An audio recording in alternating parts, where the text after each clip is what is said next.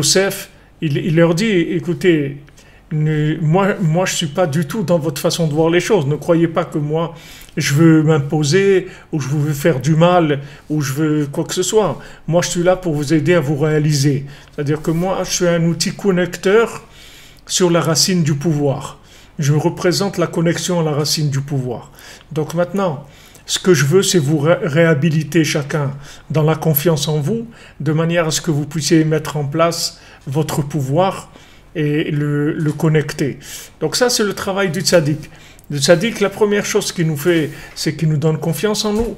Une fois qu'il nous a donné confiance en nous, on peut commencer la connexion et on peut commencer à monter. On peut commencer à s'élever dans le pouvoir, qui est le pouvoir d'Hachem.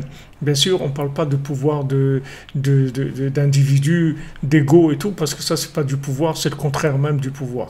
C'est de l'exploitation, c'est le contraire du pouvoir. Le pouvoir, c'est pas de l'exploitation.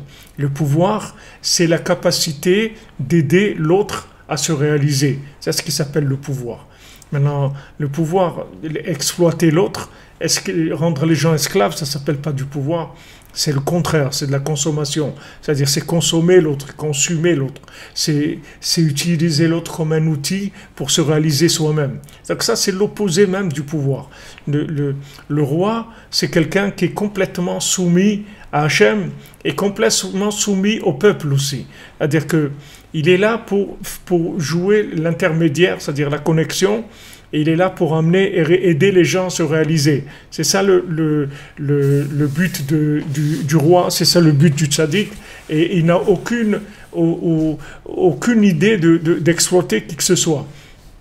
Donc, au contraire, il leur dit, il dit à ses frères, Yosef, écoutez, ne vous inquiétez pas, vous n'avez pas à être angoissé ni rien, parce que Hachem il m'a envoyé pour vous nourrir, parce que maintenant il y a de la famine.